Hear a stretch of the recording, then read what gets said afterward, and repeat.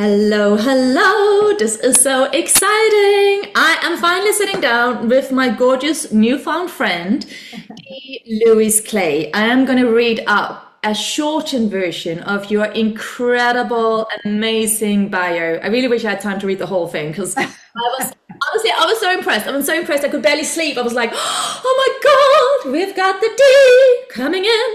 So anyway, here we go. Your career is truly legendary, spanning from global pop hits to the biggest soundtracks in cinema. Starting in London, Dee became a go-to backing vocalist for massive hits like Peter Gabriel's Sledgehammer, Billy Ocean's When the Going Gets Tough, and Swing Out Sisters' Breakout. She was a featured voice on the iconic Stock Aitken Waterman hits, including Kylie Minogue's I Should Be So Lucky and Rick Ashley's Never Gonna Give You Up, among many others. After moving to Los Angeles, she became a staple in film scoring, working with legends like Hans Zimmer and John Powell. And you'll likely have heard her voice in The Last Samurai, Pirates of the Caribbean, Rio, How to Train Your Dragon, and Panther, Wakanda Forever. But beyond the mic, Dee doesn't just sing.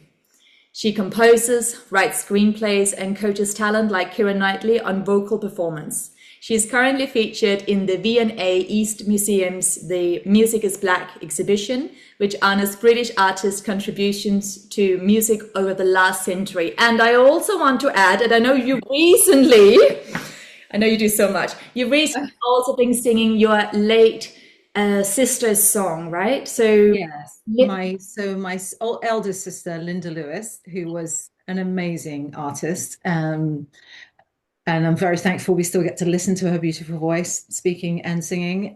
We have recently been doing some gigs. Myself, my other sister, I'm one of six, so I'm number five. So my sibling, who is number four, I guess, the one before me, her, and my only younger sibling, my brother, my big brother, who's playing guitar, my sister Linda's first and favorite, her words, husband, playing guitar as well, and her old drummer. It's just a beautiful family, gorgeous experience. It just lifts my heart. And we just had this idea, really born out of grief, actually, because what do you do with it? And what do you do with all of these feelings that you're having? Oh, I know, let's just celebrate her through her music. So we've done these intimate little shows and people love them. And the last one we did a little Q&A and we talked about some of our family stories and stuff. And it was just so just the best, just to look around and see my siblings and be singing Linda's music. And I look the most like her as well. So people are often saying, oh my God, I can actually hear her in you. I can see her through you. So it's, I do actually feel like, I feel like she's alongside me a lot of the time, not just on stage, but there's something about like music and frequency and connection that just transports you to like something out of this world. So 100%, yeah. 100%. And before thank you so much for sharing all of this. And I was just sitting here thinking, what a channel you are. You really are.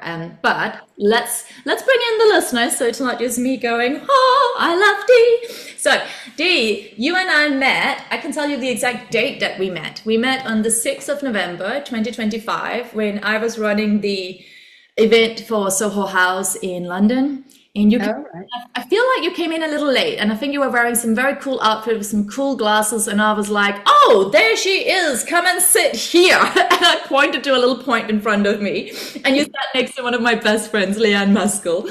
And then after that, after that event, Leanne was like, you gotta speak to Dee. Dee is amazing. And then, little did I know, next thing you know, you're in my house, we're having tea, it's all amazing. And although I haven't heard, I don't know your whole life story, but I know your energy. And I love everything about your energy. And now having a little bit of your background through the bio, I can't wait to take listeners with me on this journey through the window into you. So my love, welcome, welcome. Dee, can I just ask you, can you take us back in time a little bit? Because I always do this. Will you tell us, now we know you're one of six, but will you tell us a little bit about how did you start out in life? Sort of where were you born and what kind of family system, structure, belief system, what kind of situation, where did you land on planet Earth? Ooh, Really interesting question. And it's something I've been thinking a lot about recently because of doing Linda's music and with my family too. So I was born in East London in Custom House before it was fabulous Docklands, when it was old school Docklands. And yeah, as I say, number five child of six. So very busy household. My oldest, Linda, had pretty much already left home by the time I was born. And she consequently started a career as a singer-songwriter. And so from the very, I mean, I want to say I was maybe 5 or 6, 7 possibly when she became sort of famous, so to speak. So our very humble East End working class mixed race family, full house kind of life was kind of, elevated, or the possibility of what life could look like other than just your immediate surroundings became a very real thing. And it's, obviously I didn't realize that as a child, because as a child you just accept whatever is, there. But when I look back, I feel like there was a moment when it was very apparent that there was this magical quest to be sought in life through music, through Linda, my sister, and you just through it. My mum was a real kind of powerhouse. She used to run pubs where she had all kinds of jobs, but from when I was about 10, 11, she used to run pubs in the East End originally, and then all over London. So I moved all around London, changed schools so many times. But the constant kind of glue was at this family connection. I mean, we grew up that we had a music room, we would sing, we would dance, just for joy. I mean, we'd gather, it doesn't cost any money to just sit in a room and sing. So we didn't, we come from very humble beginnings. So it was like this very stable foundation of family against the backdrop of all of like in my sort of memory, late 70s, early 80s sort of music stuff that was like, oh, I'm part of that. Oh, I'm in a room with these famous people. And my friends at school would say, could you sing one of Linda's songs on the porch? And, and I'd be like, sure, let's put on a show. So that's what I come from. Yeah. And I started singing professionally at the age of 17. Before I even left school, actually, I was halfway through my A-levels and I went on tour with my sister Linda, doing backing vocals for her and my other older sister. And I was studying history and English literature and theatre studies, and there was a lot of reading. And so my head of sixth form just said, I think you've already started your career. You probably are not going to catch up on this. So I just went from there. And actually the first paid recording session I did as a backing vocalist was a #1 record. It was a song called High Energy by Evelyn Thomas. So it was, oh, you can sing and get paid for this and have a good time and people love it. And so I went back a lot, worked with those producers, and it just all manifested from there, really. Oh my God, I absolutely love this. And also because, it's still real life, right? So I'm sure, now you're giving us the really like uplifting and inspiring element, but obviously, reading between the lines, it's still real life and you were still one of six. And, London was very different and Custom House was different. And so to have had that, as your backbone, and that as well, like you said, singing doesn't cost anything. And if really like, I always say like, as human beings, since the beginnings of days, as human beings, we've danced, we've told stories, we've made music, we've sung our hearts out. Like these are the basics, but not just, like, oh, this is an add-on, this is a reward, this is a fun way to engage. It was all of, I think, it's a necessity. Art is a necessity, not just for us to thrive, but for us to survive. Because exactly like you said in the beginning of our podcast, what do you do with all these emotions, right? Like, what do you do with the grief? What do you do in the days where everything feels too much? And so to have had that space where you naturally would go into the singing room, or you would naturally start a sing song with your sisters, or just sing by yourself, or you would write, right? Like I, even though I don't come from a background the same as you, but ever since I was little, I was always writing my own songs and I was writing my own poems and I was dancing. And for me, it was the same thing. It was an outlet. It wasn't just that, oh, look at me. It never was. It was there's a lot going on in here. Can you also look at me for a minute? That's what I mean, coming from a big family, you're like, can I get some attention for a second? So, It's so true. One of six, and you were number five. yes, yeah. So Us, were all six of you musical, and were you all part of this, or were there some that were like, okay, we'll do it at home, but then that's kind of where it ends? no. So Linda was the eldest. She was, very musical, and she kind of kicked it all off, I guess. And then my next sister down, Patsy, is not musical at all. Um, She has many other talents, obviously, but not musical at all. She loves music, but she also started her family really young. She had her first child when she was 17, her second when she was 19.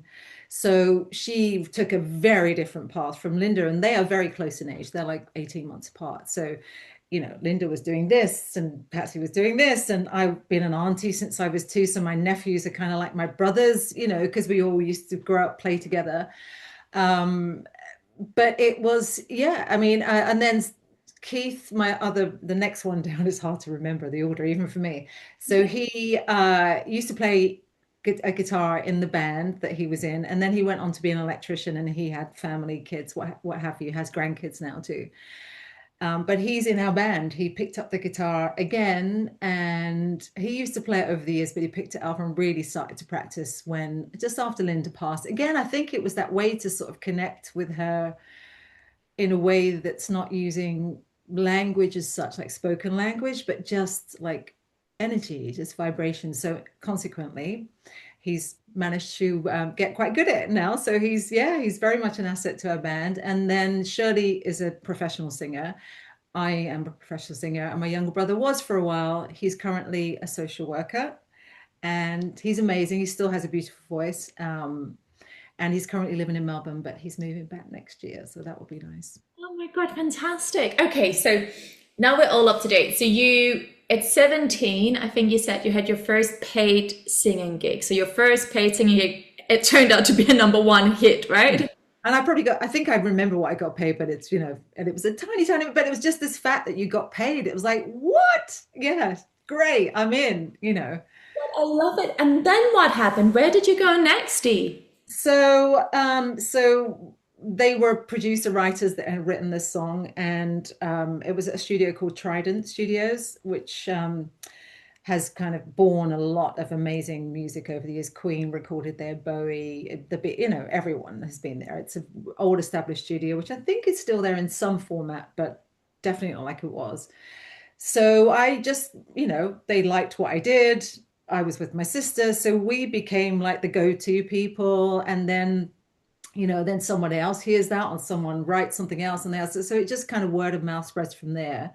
And then we signed a record deal with a small label called Riva with my sisters and I, and we did maybe an album's worth. I don't know. The album never came out. We had a few singles out.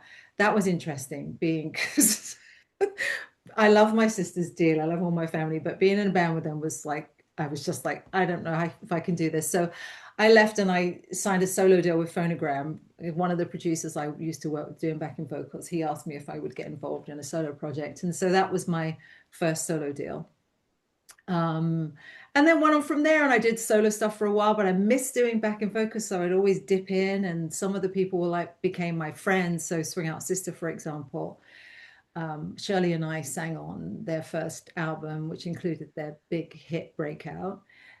So I went on to work with them quite a lot and tour with them. I just saw them yesterday, actually. They're still very much dear friends of mine. So you become like this sense of another family, in music, through music. But some of these relationships go on. So I would tour with them. I opened up for them when I started to write my own songs, and I was on tour with them. And they said, we're in Japan. They went, well, just get out there and open up for us. And I was like, are you kidding? What? With my guitar, I just started playing guitar.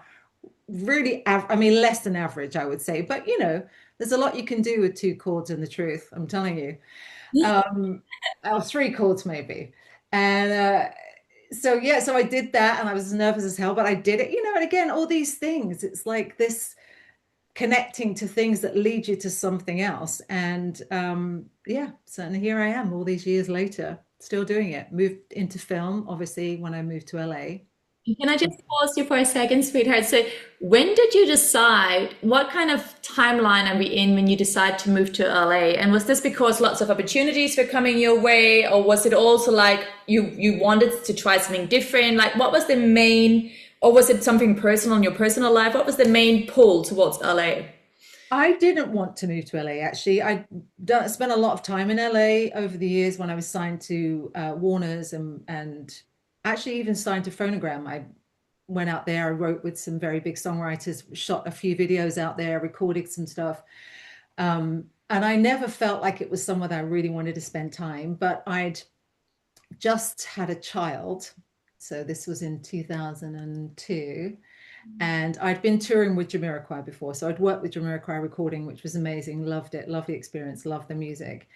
And I'd gone on tour and they'd never taken any singers on tour before. So I'd gone on tour and I'd got a couple of friends of mine who were singers in to do it. So it was a, beautiful experience. And I found out I was pregnant when I was in New York doing a showcase with Jamiroquai for their big album launch. So this was I left New York actually. Again, God, there's so many stories, but I left New York on the morning of 9/11.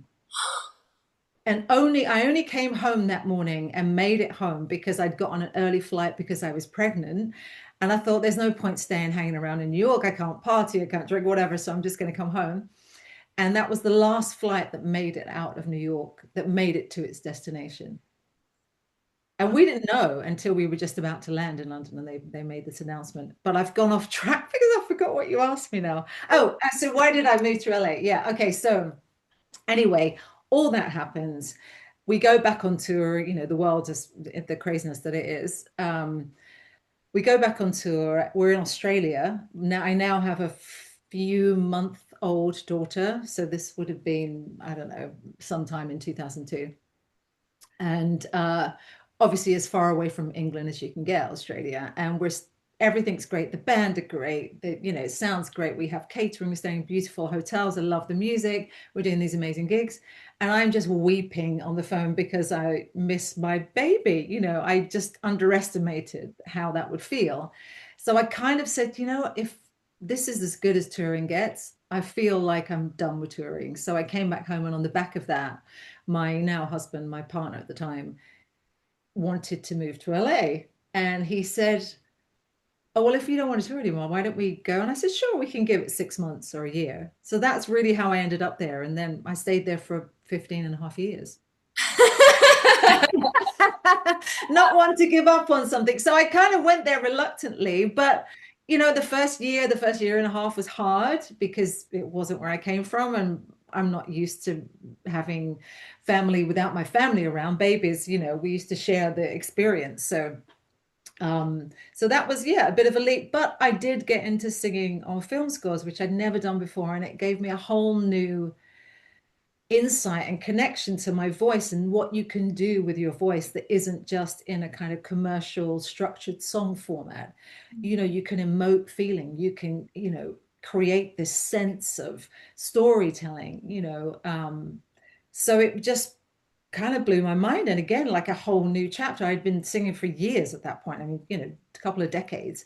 And then I'm having this whole new chapter in my life through the same instrument, but in a very, very different way. So, I started to have these very sort of primal connections to, when I do these, very heartfelt kind of non-verbal, hardly any words, usually just kind of sounds, really. I call it emotional wailing, but, to kind of tell part of the story. And again, it was like, wow, there's all this to discover.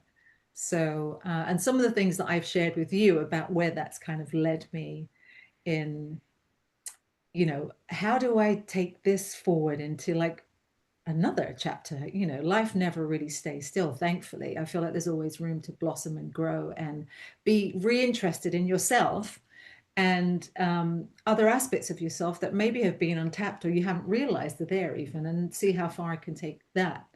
So I really love all of this, and I think something that would be really interesting for myself and for listeners to hear as well, specifically about you, Dee, is that I think quite often, because obviously I also come from an artistic background myself, and I think a lot of the time, you know, some of my clients, friends, family members, etc., it can feel a little bit like, well, you're already living your purpose and you're already expressing yourself, right? And then I'm always there going, yeah, but that's one aspect of me, right? It's not all aspects. And so, you know, obviously a huge part of the way that you express yourself, of course, it is through your voice and it is through your work, but there's so much more to you, right? Because we're ever-changing beings in an ever-changing world. And so I think a question would be, so, you know, what do you have other avenues where you feel, I guess my question is singing for, I'm sure it's your utmost love, but do you have other avenues as well? Obviously through the writing as well, but do you have other ways as well that isn't sound or word? Because even though you're writing, it's still a sound, it's an inner sound in your mind, right?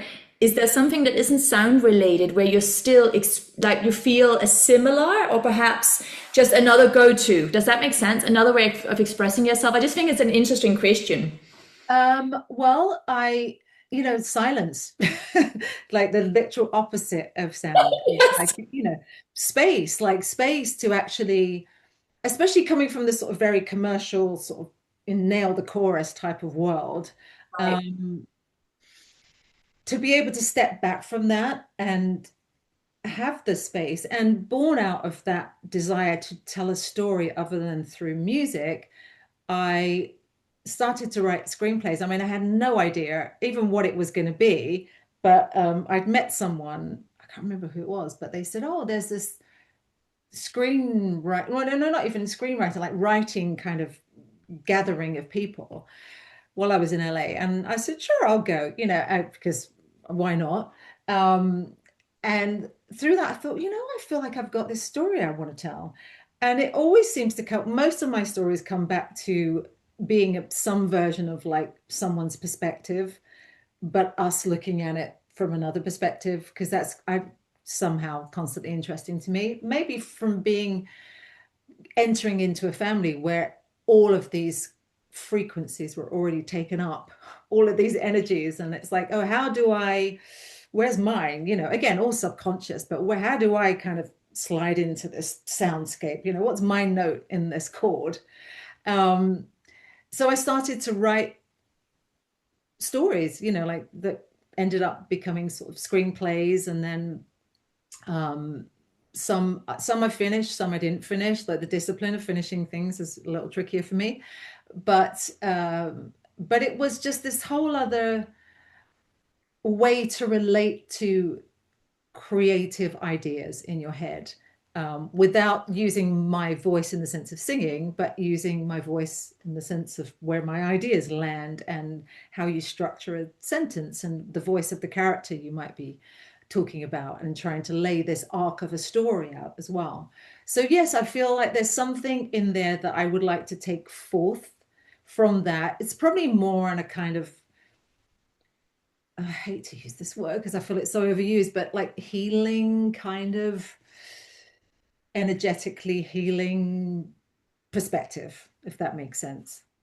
Absolutely. And I also think you touched upon something that I was sitting here kind of dying to ask you, because it's like when we look at you from the outside perspective, right? It's like, wow, you know, Dee, you're so successful, you know, your first paid job, you were 17 and it was, you know, kind of, you were living your dream and you got paid and it became number one. And, you know, and because you had your sister and of course you can't just roll on from her success, but of course you were still born in a family, and thankfully it was supportive of your desire to be part of that singing note, right? But I think, like exactly like you said, that thing of going, well, who am I? Because one thing is to be incredibly talented at something, to work hard at something, and then to also be cherished and celebrated and able to do it for a living. But it's still, and again, as a performer, but again, listeners out there, even if you don't see yourself as a performer, we are all performers on the stage of life, right? We all have these roles that we take on, right? Yeah. And I think especially sometimes as an artist or as a performer, it can feel difficult to be like, well, who am I? You know, that thing, like you said, what is my voice, right? Beyond, even though you were writing yourself and you were expressing yourself in all these different ways, but also because you mentioned in the words of like, I wanted to do something that wasn't commercial, or even something that people might not buy straight away, right? But it's just because I can't not do it, right? Um, what are some of, so I love this thing how you said, well, silence is one of them. You know, I think it's so beautiful. It's that thing like obviously I love music and I talk all day long and I come home some days and I'm like, huh. Yeah. We're like in a podcast now, we're both like, should we take a moment? But it's so important, right? There is, there's so much energy and nourishment and potential in the Yeah. Yes. And also, like you said, to your point, it's like not everything in life is, so not everything in my life is fabulous. Don't get me wrong. I'm talking about these kind of key markers that led to something else. And yes, if you want to like remember how fabulous you are, write down like a CV of yourself because you'll only pull out the good bits. And when you read them all together, it's like, wow, actually, I have done a lot, like props to me, but that whole imposter, I've never met a successful person or any creative person for sure that doesn't have imposter syndrome or hasn't had it at some point, whether it's like to the degree where it freezes you or it's like it's just a constant little buddy, so you have to have a word with it. I mean, I do, sometimes I'm in situations and not even that long ago, like even in more recent times, if you challenge yourself, you find yourself in these situations, you're thinking, oh God, at some point they're going to find out about me that I'm actually, it still goes through your mind. But if you have a whole history of having felt that, you've got some resources to draw from because, oh, I've been there. I know it's okay. It will work out or it won't, but it will go off on a different tangent and it will, generally speaking, all be okay. And yeah, No, but I it's, love that. And thank you so much for sharing that because, again, that's just, and I think it's, those vulnerable aspects, that's the thing that so many people don't speak about, right? And I think it's just so important for everyone to hear because it's, it happens to everyone. Like no one goes through life without doubting or second guessing, or did I just accidentally end up in this position? Did I make a mistake? okay. But just do it twice and then it becomes a real thing that you intentionally did. That's what my sister Linda always used to say. So if you make a mistake on stage, just do it twice. And then it sounds intentional. Oh, now when you come to see me play, you're going to know. I love this. But I want to ask again. So there's this thing. So you were here in the UK, and then your now husband was like, "Oh, why don't we move to LA?" And I'm sure you must have really thought about that. And I also love how you were like, "We'll do 6 months trial." So there was like a boundary. They were like, "I'll go, but we'll give it the 6 months." Was it that, what kind of like pivoted you to, okay, you know what, let's do it? Was it that he was so interested in it? Was it his career? What was really, what was the reason for why you were like, okay, we'll give it a go? Well, I never felt that it was going to be for that long. I mean, I didn't have an ending to it, but I was, so the first year was tricky. I was really like, okay, I'd left this very busy working singer life, and then I was here with a baby and and in this whole having to connect with people. I never did any kind of mummy groups, so the only ones I ever did were there. So so I'm in like these Malibu mum groups, and it was just so surreal when you think about it. But I love it. I love the seeking aspect of life, and so I just felt like, look, I'm going to just embrace this for however long it is, and I don't know how long it's going to be, but for however long I'm here, I'm going to embrace it. And it just shifted, and I embraced it. I embraced the nature of life in LA, which is very different from London. Made some new friends, had some old friends that I knew from here. Actually, a guy who was signed to East West when I was signed there, an amazing Brazilian guitarist. He's now a big composer, actually, called Heitor. He and his wife had moved out there, and I knew him because we'd recorded together, we've written a song together here. So they were sort of instant friends, and they were responsible for us ending up living in the Palisades too, because they said, oh, come to the market and come and see the beautiful farmers market. And was like, oh, this is so charming. And open houses, which I was like, really? People just walk in your houses? I don't know if anybody knows what they are, but basically people put their house up for sale, but you have these open days where they have flags outside, so you can just go in and walk around people's houses, with a view to buying them, obviously. But so we did that. We found this tiny little house, and it had a studio in the back, and and we ended up buying that house. And so it's just, life just sort of moves on, and that was part of the embracing. It's like, nothing is forever, even if you're finding schools for your kid, buying a house, working, buying furniture. It's not necessarily forever, and consequently 15 and a half years later decided to move back to London because, or for many reasons, but yeah, it's home and my family are here, and sometimes the world gets a little crazy and you need to come home. Absolutely. And you know what I really love about you is that, I mean, I love many things about you, gorgeous Dee, but what I really love is this thing of like, your ability to kind of just jump on board, like wherever life is opening up a door, as long as it feels aligned, that you're just in there for the adventure. And of course, I'm sure there's been, not just fun adventures, but also difficult adventures. Like no one goes through life without that. But I really love like the way you come across is always just kind of like, well, this thing happened and why not? We'll give it 6 months. And next thing you know, you're like, well, we do have friends here. And I loved it. And like you said, absolutely nothing in life is forever. And I also think, again, as human beings, we always we have this narrative, right? Our brain is always like, well, yeah, let's just nail it down. This is how it is. Even when we don't talk like this, it's like when we love someone, we're like, part of us is like, it must be forever, whether it's a dog, our home, the songs that we sing, whatever it is, right? We're like, oh, I love it. Let me attach myself to it and don't ever go away, right? And yet, of course, everything in life is always changing, is always moving, right? And so to embrace that, the impermanence of life is the most important things to try and embrace, and yet the most difficult one. And the way you share about your life with, I know you're sharing it quite lightheartedly, but I know there's so much depth below that. Oh, so yeah. Yeah. This is you're choosing to look at life through this lens. And I think it's absolutely fantastic. And it makes me question, what is your star sign? What month are you born in? Aries. I'm Aries. Oh, that's because I was sitting here and I was like, she's a fire sign like myself, but I couldn't work out if you were Sagittarius or Aries. So I love that.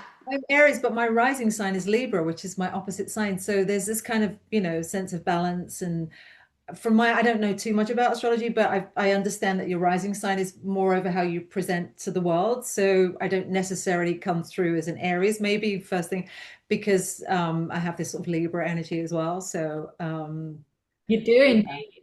But also what's really interesting is that almost all of my closest relationships in life, including, my parents, both my parents, my fiance, Leanne as well, almost everyone has Libra as their rising. So it's wild. And Libra is also divine relationships. So, right. So it's through companionship. Your soul is really here to learn about divine partnerships, whether they be friendship, romantic, through your work. It's always, you are meant, we always develop through relationships, right? But especially for you guys, you gorgeous Libra rising people. How wonderful. I love that, Dee. Well, that's kind of how we met. I mean, if I wasn't open to coming to things, so that sounds interesting. I'm going to come to that, even though I was late. Because I was late, I ended up, being called by you to come and sit in the front. And that's how I started to talk to Leanna and you. And so again, all of these little threads, it's only when you look back, it's like, oh, how did that come to be? Oh, it's because I just decided to say yes to something that I found interesting. And, when younger artists, usually younger artists or people coming through, ask me about, well, how about this? How do you do this? And I say, some of it is just getting as close as you can to the situation or the feeling that you want to have, even if it seems really far away, is it a little closer than not doing it? So that would, that's kind of some advice that I like to impart, but just, because I feel like if you get close to something you want to feel, some of that will come with you. That's how vibration works. You're in the vibrational kind of like circuit of that. Oh my God, yes. Can we just have a brief chat about this? I love that because, it's so true. I always say, whatever it is you want to do, you just have to start doing it. And Yeah, and that's rich coming from me. I know it sounds like I've done a lot, but I so many things that I don't necessarily see through. And again, it's like, really, are you actually saying that? That's a bit rich coming from you. But when, in the key moments, that is what I've done, and I will continue to do it because that interests me. So, but taking it and taking it and taking it, that does lead to some version of where you want to be. I truly believe it does. it really does. And also because it's that thing of like, again, because we're multidimensional beings, we have to satisfy the brain. And the brain, in many ways, again, only operates on what it knows to be true.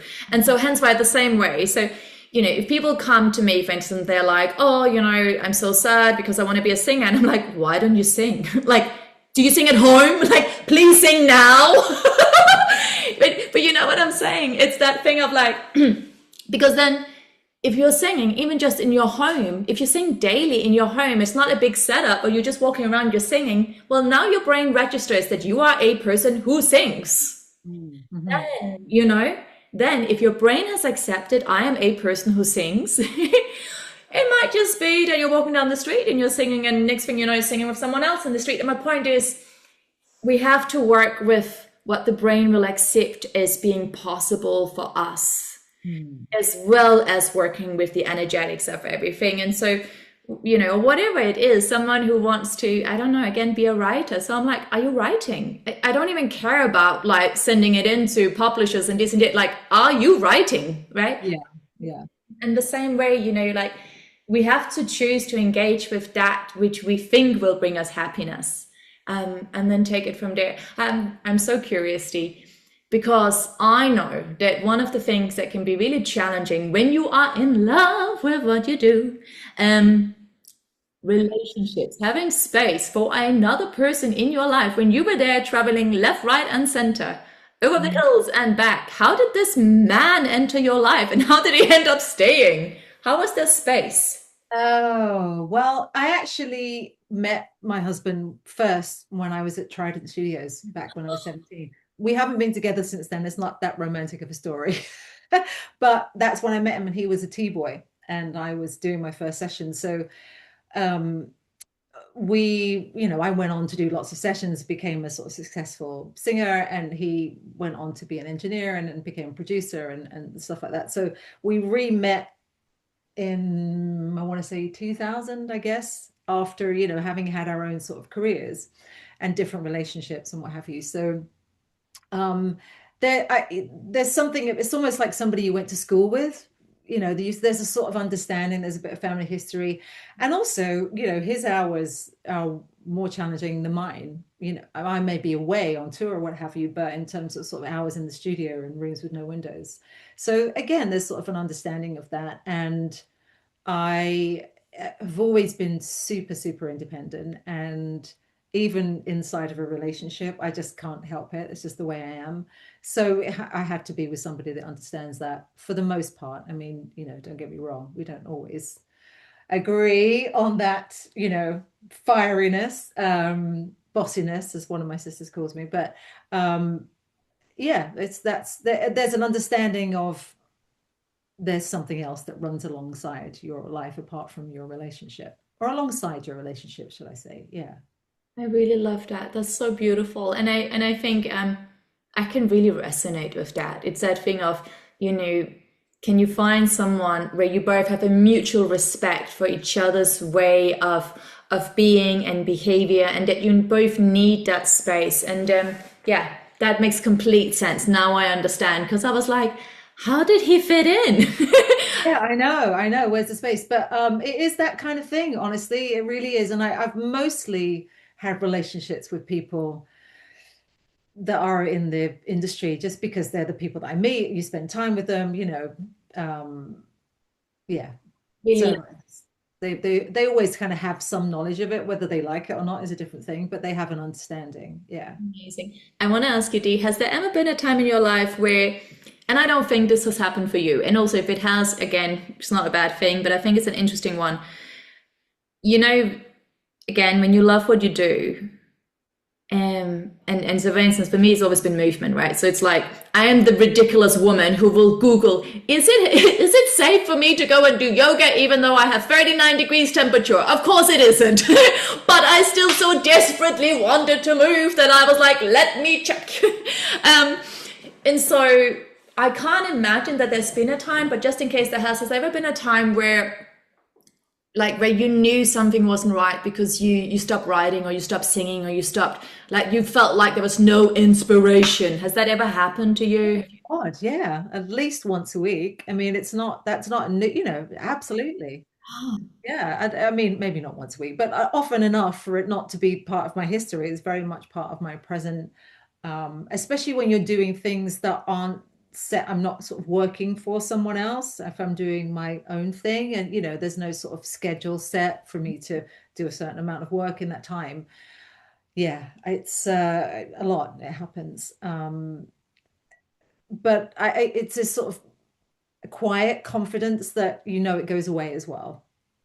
It doesn't last forever. Like, no, the good, the bad, the ugly, none of these feelings last forever. So it's, just get back on, just like, it's okay. Write that day off, stay, under the blanket and watch Netflix, where, it's okay. I've worked for many, many years.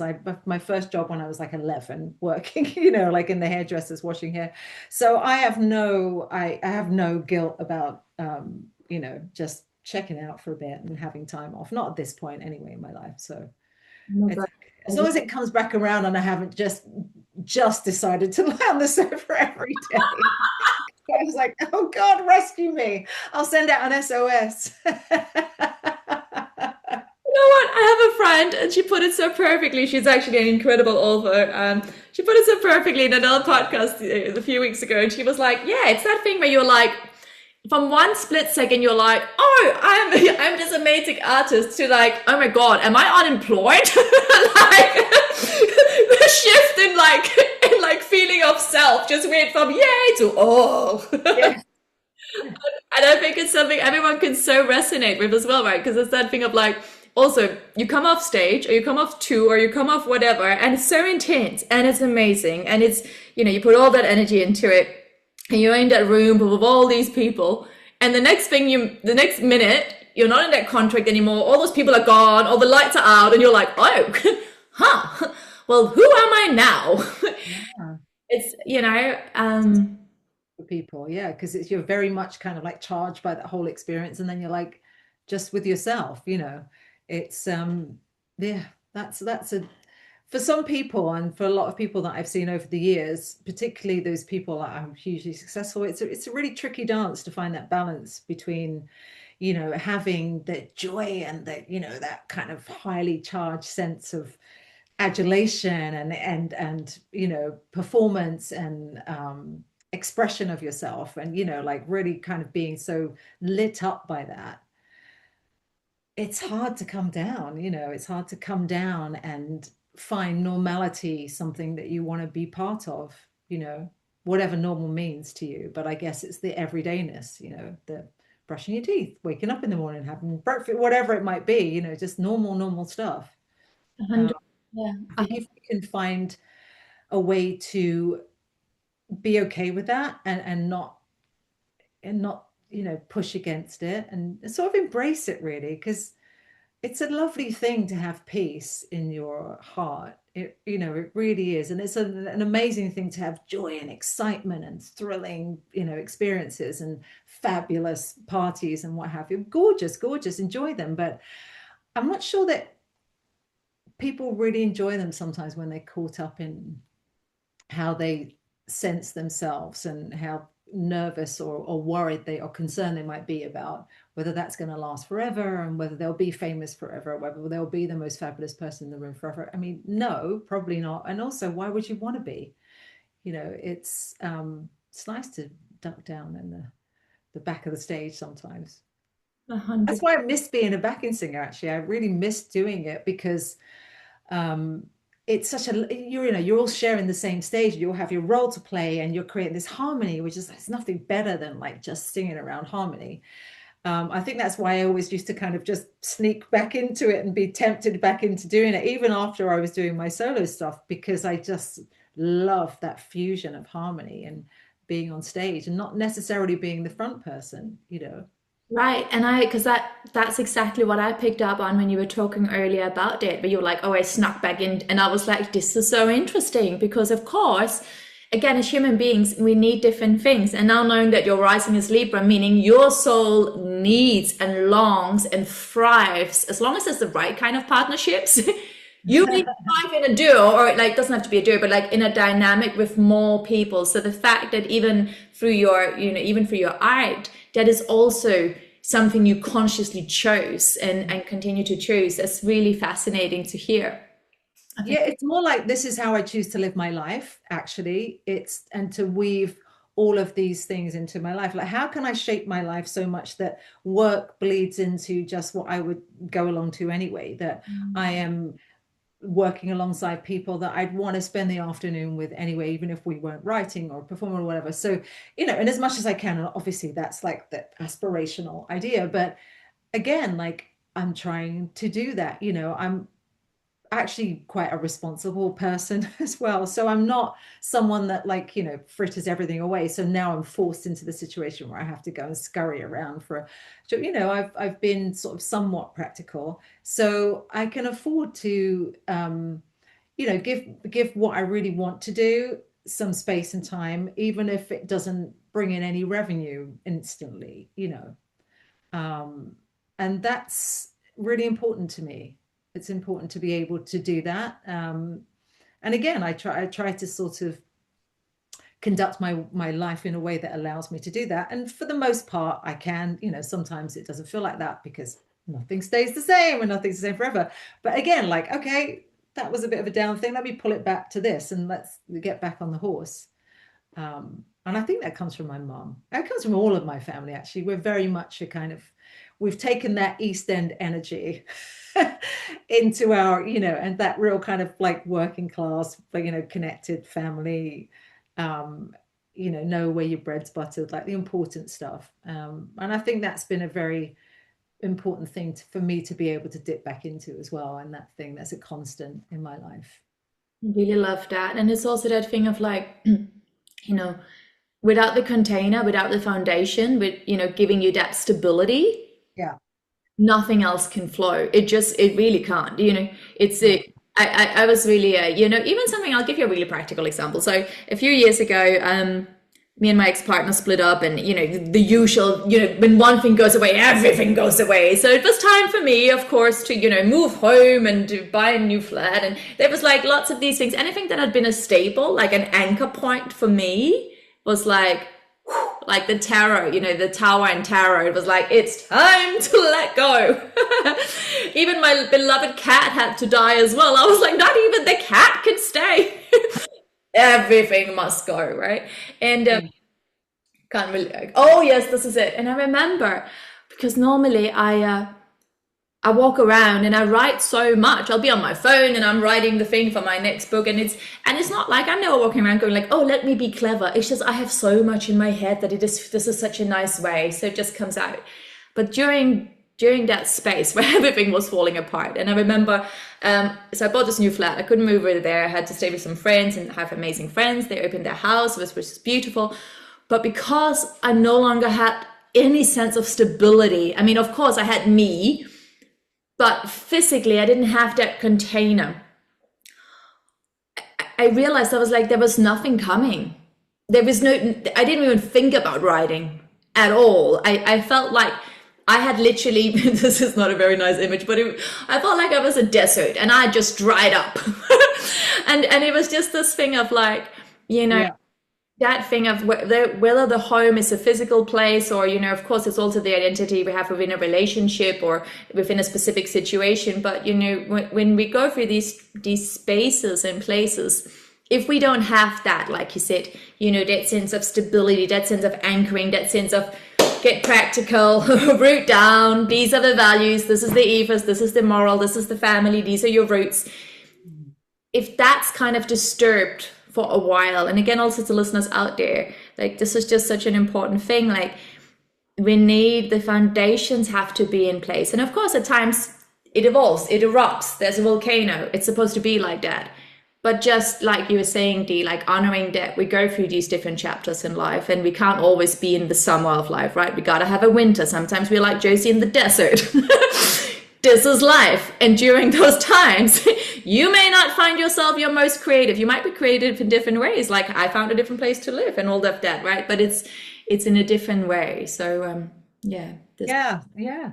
And again, it's like the benefit of hindsight is sometimes a good thing to sort of help you along that journey, because if you look back at what would have been perceived at the time as like a disaster, a mistake, like something awful, a loss, quite often it sort of sparks some other avenue that you don't realize at the time, of course, because you're heartbroken or you're sad or you're let down or whatever it might be. But, with the benefit of hindsight, you can, maybe sort of just be gentle with that aspect of humanity of yourself, for your own self. You like use yourself as like a model for, oh, this can happen, and yet this can happen, and through that actually came this, because if I take it back that far, none of that would have happened if it hadn't been for this so-called disaster.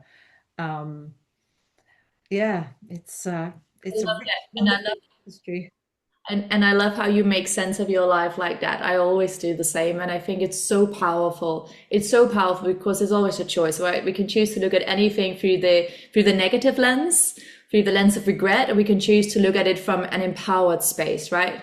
I think that's really powerful, Dee. Can I ask you, so with Dee sitting here in front of me now, with your incredible life you've lived so far, what are you dreaming of these days? What does Dee dream of? Ooh, what am I dreaming of? uh, I think probably doing I'd like to make an album of something I've never done before. So really a huge departure from stuff I've done before.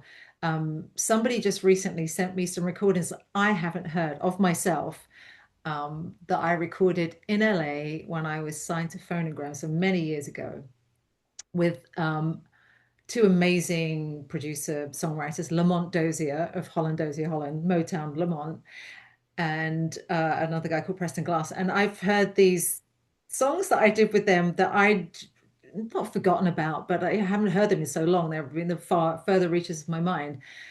Um, and I just, it really reminded me of just, oh God, so many sounds of me, versions of me are on some kind of recording, whether it's as a backing vocalist, a lead vocalist, on a dance track, on a film score, or whatever it might be. But there's still something that has not been my sort of story so far weaved in a musical format. So I guess that would be something. Also, my sister Linda, who passed a couple of years ago, asked me if I would, or left me, should I say, with the huge, wonderful responsibility of finishing her book for her. So I wasn't able to even really contemplate the idea for some time, but I feel like I have a handle on how to maybe approach that now. And so that's another thing that I would like to journey a bit further into. I have some sort of outlines for it, but so yeah, that. And also a musical, which I call it a musical because it's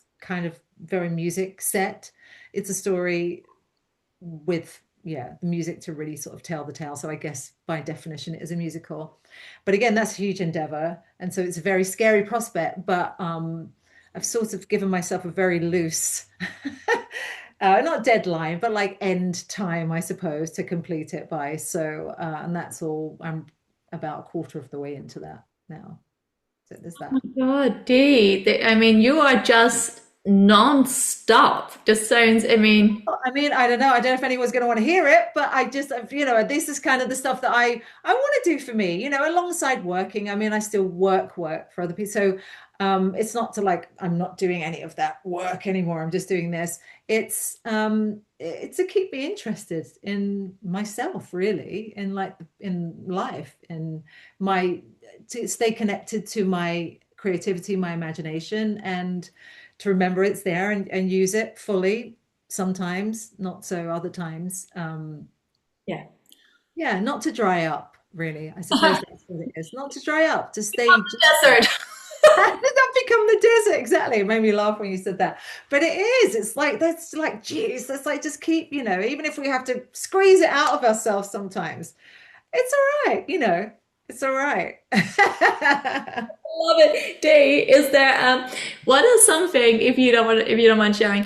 So in those moments you're like, oh, So there's lots of yay, and then there's like, oh, I don't know whatever sound you have. Oh, I have no idea about those women. I was like, oh no, I don't have any of that. That's not my repertoire, Josie. When you have one of those days, is there a specific sentence in your mind, or is it your love for everything that keeps you going? Like what is one thing that keeps moving you forward and upwards? Does that make sense? Yeah, it does make sense. Yeah, I don't know if there's one thing. One of my sisters used to do this thing, my sister Shirley, where she would laugh every morning. She'd force herself to laugh. And I was like, how can you do that? That just seems so crazy. And she said, no, I'd laugh. And then I'd start laughing at the fact that I was making myself laugh. And then that would actually make me laugh. I've tried that a couple of times. I've only ever done it once where I was genuinely laughing at myself trying to laugh. It's not my process, but I think for me, I like to listen to like old philosophers and like ancient gems of something that is often so simple and yet so profound. So I like to take it back to a simplicity, actually. It's kind of stripping down a lot of the noise and hearing people. Like I used to listen to, when I lived in LA, I used to sometimes walk on the beach in the mornings and listen to Eckhart Tolle, just because I love his voice. It makes me laugh. And I mean, he's obviously saying some amazing stuff, but it would make me giggle and laugh, and that would make me feel light. And also what I was getting from what he was saying would be somewhat profound in me, so it would spark other ideas. I haven't done that in a while. Maybe I need to resurrect that. But yeah, I think just hearing interesting people talk, sing. With music, it's big, it's a tricky one sometimes. I find myself kind of breaking things down. So I listen to sort of music that I don't really make, so kind of odd music. And then I can listen to it without sort of attaching myself to it, or what I would do, or like, what I'm hearing or what have you. I love that. Yeah, just all of that.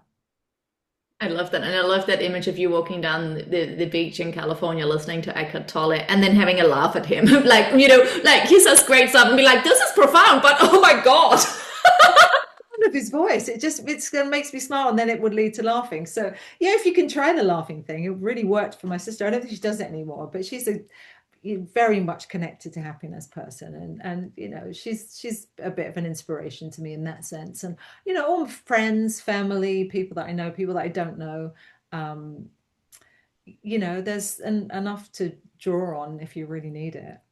So Really, especially in this time, I mean, you can find pretty much anything that you need to find to help you. Probably the biggest challenge is like getting rid of all the noise in order to find it. I find that's a tricky thing for me. I'm not a big Instagrammer. I kind of dip into it, and I sometimes I do like feast or famine thing, but I find it like I think it's. I mean, I'm going to sound like such an old woman now, but I didn't realize that's what doom scrolling was. I thought doom scrolling is like feeling sad but continuing to scroll, but doom scrolling is just scrolling because it leads you to something else, and it's kind of becomes doomy because you've wasted half an hour. I guess that's the doom part of it, but yeah, it's more kind of how can I get through the noise to find the gem. So old philosophers is one of my ways to do that. I really love that. And I also love how you said this thing of, I'm actually just looking for the simplicity. Oh yeah. Oh my God, it's the best. It's Yeah. so good. I quite often like, bless him, love my partner, but he loves information. Oh, it's always like, there's another thing. And he's got great ideas, great dreams, and the way that he's able to kind of process and reflect and digest, and I feel like he's in a video game. He's taking it all in. And whereas I'm like, can we just keep it all out? I'm like, there's so much in here already. So I really get this thing of being like, I just want to simplify everything. And for me, it's always been nature. Yeah, nature's an amazing thing. I mean, even these gigs we're doing with my family, they're small venues, and they're purposely small and purposely acoustic based, and we're weaving stories into it, so it really kind of brings you. And those are the kind of gigs that I want to go to now. I really don't enjoy going to large gigs. I mean, sometimes you can't help it because somebody's playing and they playing a large venue, but ideally just being in small, where you can really kind of just get the whole sense of it, and you could, you're part of the whole experience. For me, that's amazing. But nature's an amazing thing. Walking, I go walking in Richmond Park. I just love it, love it. And I live really close to the river here, so I go on river walks, either with friends, without friends, just to connect to that. That is a beautiful thing. I swapped the beach for the river. Yeah, right. Well, to get in the water in LA anyway, it's freezing, that water. Oh my God, yeah, that's true. It's not the Mediterranean. This leads me on to, I remember when you came over for tea, you were mentioning something about, and I know it's still, it's still in the making, as the best things are, still becoming, still taking shape. This whole thing about, being in a chapter of your life where you feel a call towards, doing something along the lines of helping people, whether it's through their own voice, finding their voice, and healing through expressing their soul through sound, through their voice. May not necessarily be full on like singing, but like something. Do you want to share a bit with us about that? Because I find it so wonderful and so fascinating. Yeah, well, that's what we're talking about. It's I mean, again, that sort of simplicity thing. And I think if I reverse engineer my life, my career especially, it's like, what was that thing that created some magic? Oh, I know, it was just getting in a room and singing. And of course, this is in a sort of professional situation, but the underbelly of that is something that anyone can do. But people are very crippled by what their voice sounds like. People that aren't singers are crippled by what their voice sounds like. And I was thinking, well, imagine if you can actually connect people to their voice in a way that makes them uncrippled by that, like just to embrace their own sound. Because, if we all sounded like Aretha Franklin, it would be a boring world, like you have your own sound, you bring something to this world, to your life, to your resonance. And if you could only just connect in that in a way that allows you the freedom to just get in a room and sing. And it's like, so that was part of what I'm trying to create, is this formula, I suppose, or a sort of template to be able to place people in it, to connect them to that. And it's really like taking it down to the most simple things, but it starts with finding a tone, finding a sort of register even that you can sing within, that makes you feel free, allows you to feel free, allows you to not get so caught up in, it doesn't sound like who I want to sound like, it sounds just like me, it sounds like me, so yes, I haven't quite figured out how to do that, but it is something that I am constantly kind of coming around to. And then I'll start to talk to somebody about it, and they are so lit up by the idea that that might be them, that they could benefit from it. And you don't always realize that when it's something that comes quite easily to you. You don't realize what a challenging step that might be for somebody. It isn't, but it's also like this amazing aspect to have in your life, just this this element of your life that you could just bring in when you need. Just sing, just dance, just play, just these simple things. But we're in our head, they don't seem so simple, and I get it. I'm not dismissing it as like a thing that is insignificant, but really, let's break it all down and let's just get to the core, the belly of it, and then just play and enjoy. And I will help you. I'll be your champion in this. And what a gift to be able to connect someone. I love the idea of unfolding myself, unfolding other people, just unfolding a situation. It's what I did as my life for years, showing up to a studio where you don't know anyone. It's like, can you make this song come more alive? Sure. How about this? This is, it's like, I love it. It's a gift that it charges me as well as helping other people. So 100%. And this thing of, I mean, like you said, we all long to belong, but we long to really belong, not just to a group, not just to the world, but to ourselves. But yeah. we don't know. And if we, take the time to reflect, who am I beyond all the rest and all the noise, but also who could I be, right? Because it's allowing ourselves to have that expansion, right? So, one of the best things as kids is that, like, have you ever heard babies? They're constantly playing with their voice, right? And Yeah. their movements, right? Constantly playing with their movements, with their sound. And especially when it's a really eerie, weird, disharmonizing something, they're like, wow. And they're loving it. And then somehow we grow up and very quickly we're taught and told by well-meaning parents, mentors, etc. Oh, you are this, you belong to that group over here. And so we have this kind of set identity in terms of what we do with our body, how we express ourselves through our voice. But I think this, the aspect of the voice is just so interesting, because it's that same thing of like, most people probably use about 10%, and I'm not even talking about singing. That's just their range. So the way, and I mean, I don't have to tell you this, but just for listeners out there, so often the key, literally, the bridge between what you want and what's holding you back might just be the range of your voice. It could be something as simple as that. Really could. And, and I do sort of see myself as a bit of I have that sort of bridge sensibility, or how can I connect this to this? And when I've worked with, you mentioned working with some actors, born out of working with the directors on the score, and they wanted a character voice, but that person wasn't comfortable with their singing aspect of their voice. So it's just understanding what the director wants from them, and then using the language and the support and the, being alongside them to just bring that out of them. I'm not giving them anything, I'm just helping them get it out of their bodies, and understanding what that is in terms of your voice, your singing voice in that case, 100%. Oh, I'm so excited about this, Dee. And I will be one of your first clients to sign up to your amazing Heal Your Voice release, or maybe it's just release your voice. I don't know. Express your voice. Whatever it is it's going to be called, I shall be there. Yeah. I'll let you know.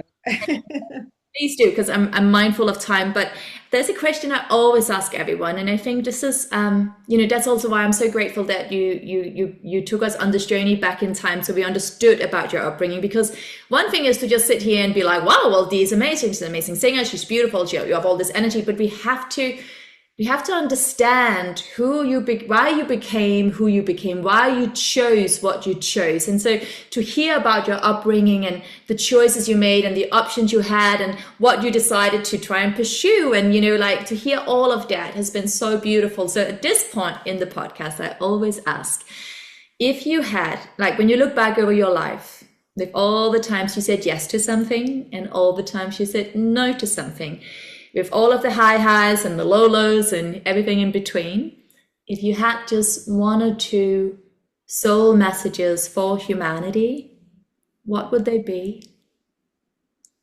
Oh, geez, that's a tricky one. Soul messages. Well, something I mentioned earlier, which is it's borrowed from somebody else, but that it's along the lines of simplicity, but there's a lot of magic in 3 chords and the truth.